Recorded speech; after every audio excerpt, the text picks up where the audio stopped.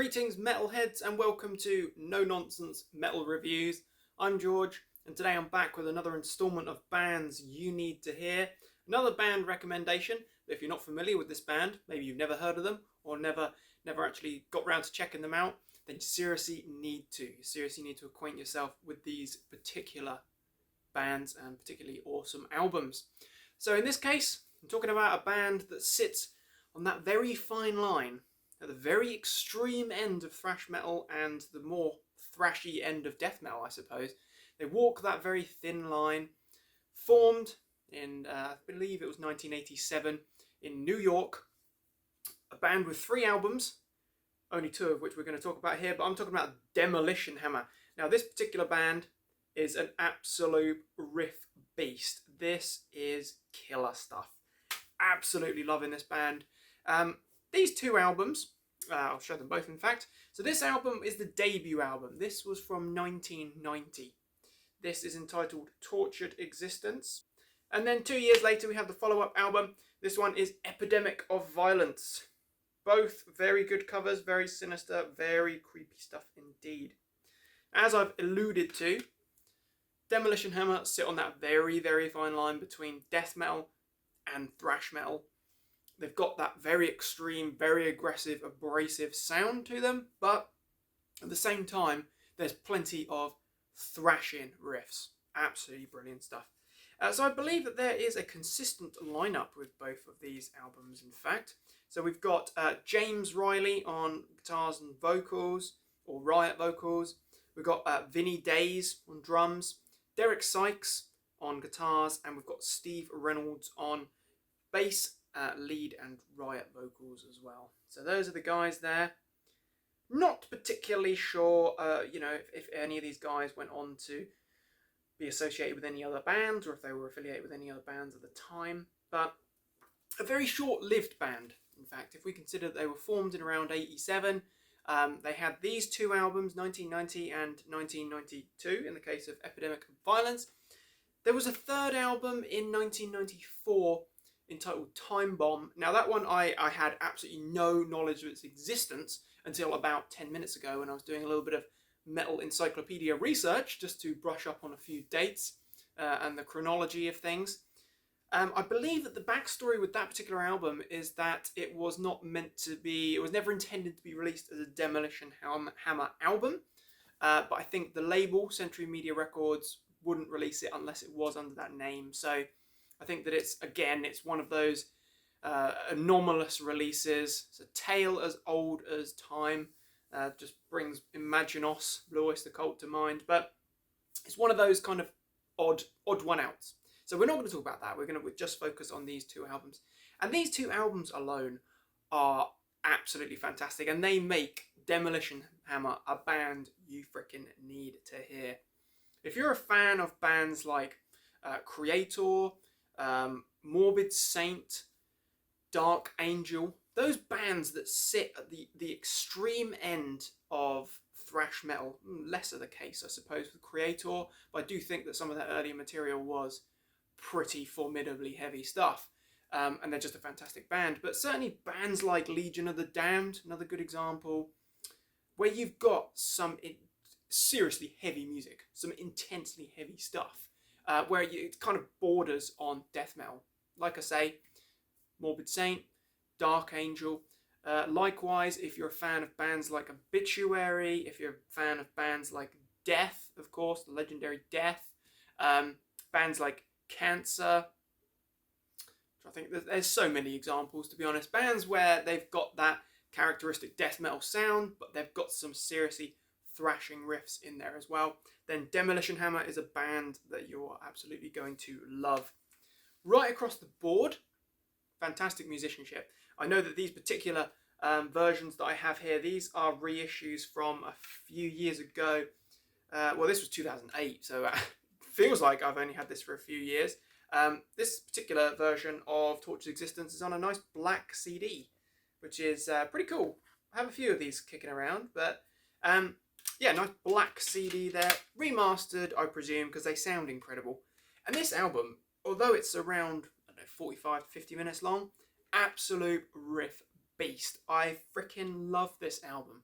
I think that of the two, I'm going to go on record to say that Tortured Existence, with its disturbing cover, is definitely my favourite. I think that some of these tracks, certainly when you take an opener like 44 Caliber Brain Surgery, the opening track there, that is right on that death metal cusp. That is so bludgeoningly heavy. That's got that Deicide, early Cannibal Corpse kind of thrashing, fuzzing brutality to it.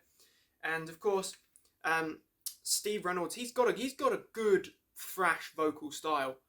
Certainly on this album, Tortured Existence, is more of a thrash vocal approach. I'm not going to compare him to anyone necessarily, but he's got a good aggressive vocal delivery. Definitely, it's not a Joey Belladonna vocal style where you've got actually a very good singer at the front there. You've got someone who's got a good aggressive approach, and it kind of fits that whole death thrash vibe. As I mentioned, that bludgeoning opener, that is one hell of a way to open an album. Full of thrash intense riffs, but also blasting drumming, thick thunderous bass tones throughout. Absolutely fantastic. Then you've got Neanderthal, the second track, absolutely killer, crushing stuff. Again, it's got that death brutality to it. Gelid Remains, another good one. To be honest, just start to finish, this album is absolutely solid. So I won't necessarily go through every single track, but I mentioned 44 Caliber Brain Surgery, Neanderthal. Gelid Remains has such a phenomenally catchy riff. I mean, full of hooks, just start to finish. Infectious Hospital Waste. I think that was kind of one of the more notable tracks from this band.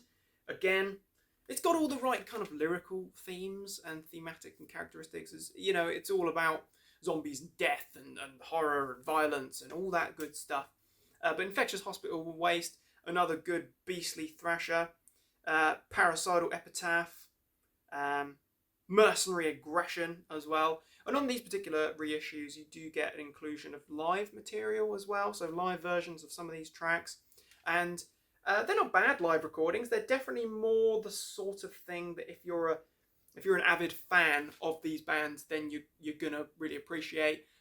More for the casual listener, I think it's probably the sort of thing you're not going to listen to that many times, maybe once or twice. But overall, this Tortured Existence is a phenomenal album. I absolutely love this.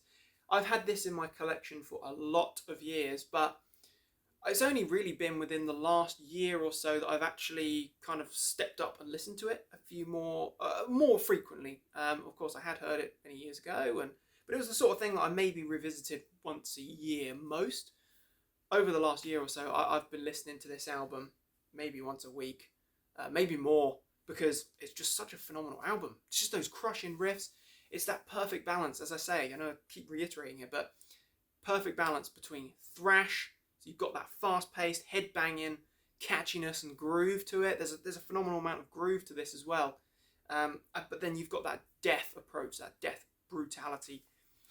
So then we'll take the second album then, 1992, Epitaph of Violence. Now I do love that. Epidemic of Violence, more like. God, get it right, George. Absolute beast of an album. Freaking love this album. And just remind myself, who actually recorded this one? Scott Burns, yeah, of course, and Morris Sound Recording, Tampa, Florida. Should reiterate the fact that that is probably why this album sounds the way it does. Of course, you've got Scott Burns, responsible for those early Cannibal Corpse, early Cancer, early Deicide. You've got all of those albums with that kind of thrash intensity, that thrash edge. So yeah, it's gonna have that kind of characteristic. Very much.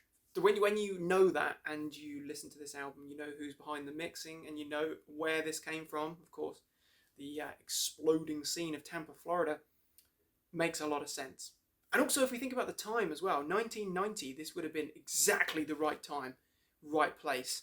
So we've got the decline, the very gradual decline of thrash metal. Bands are changing their sound, thrash bands are changing their sound for a more commercial sound and style to try and get more radio play, get those MTV plays, get those bigger arenas. They're becoming softer, more accessible. death metal is on the rise to fill that spot and keep things aggressive and keep metal dangerous. Demolition Hammer keeping the thrash spirit alive, but also embracing the death as well. It's very poetic. So the second album isn't recorded by Scott Burns or at Morrisound Studios. In fact, this one was recorded and engineered by Tom Soares. So different man behind the desk this time. This album of the two, I prefer the least. However, this is definitely far more death metal leaning than thrash metal leaning. Not to say that there isn't a ton of incredible thrash riffs there. The killer opening track, Skull Fracturing Nightmare, is an absolute monster. I can just whittle through all of these tracks and say they are absolute beasts, because they are. Human Dissection, Pyroclastic Annihilation, Carnivorous Obsession, the title track, Epidemic of Violence, get it right, and Aborticide, absolutely killer tracks. As I say, far more death metal leaning, and you really notice it in Steve Reynolds' vocals. He's definitely opting for a far more death metal vocal leaning than a aggressive thrash approach. Definitely embracing the death here. Crushingly heavy though, so many catchy riffs. Certainly real standouts for if you want some catchy thrashing death riffs. Human Dissection, Pyroclastic Annihilation, which is a contender for my favourite track of the album, and Carnivorous Obsession. Absolute riff beasts. Frickin' love this album as well. But I think I still do prefer Tortured Existence, just because I love that thrashing violence. But if you like your Deicide, if you like death, if you like Obituary, Dark Angel, as I say, Morbid Saint, then you're definitely going to be able to appreciate this, because this is seriously good stuff. Sadly short-lived. However, I believe that they sort of resurfaced in a live capacity, doing live shows and touring around 2016, 2017, around that sort of time. So, you know, there's still a chance you might be able to catch them on the road. And I just hope that they do continue to do that. And one day maybe I'll get that chance to catch them live, because I would freaking love to hear these excellent tracks in a live setting, because, as I say, riffs galore.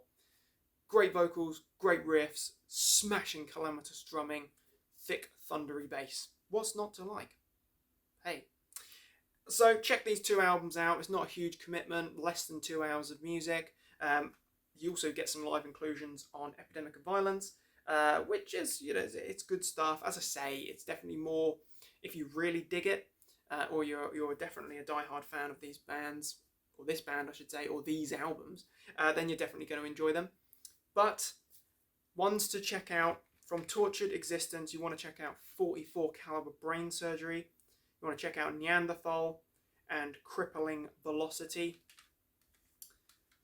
From Epidemic of Violence, you want to check out Skull Fracturing Nightmare, Human Dissection, and Pyroclastic Annihilation. All killer tracks, no filler here. This is just riffs for days, absolutely crushing stuff. And cool covers. They're just a nice little kind of heritage death thrash band. A couple of great albums to have in your collection. I think when I bought this one, Tortured Existence, I think it was probably about £4 on Amazon. I hate to imagine what it costs now. This one, I think Epidemic of Violence I picked up maybe a couple of years ago, but didn't really delve into it until maybe a year ago, about that. And I think this was £5 from an importer, brand new. But killer albums nonetheless. So thanks for watching, my friends. Thank you very much. Do check out Demolition Hammer, and do let me know what you think of this band. Feel free to share your thoughts and opinions on this one. Are you a fan? Have you never heard of? Are you an absolute convert and are deeply in love with Demolition Hammer now? Let me know. I'm interested to hear. Thanks very much for watching, my friends. Do feel free to like and subscribe. Please do check back soon for more reviews and recommendations. Above all, my friends, take care of yourselves out there and stay heavy.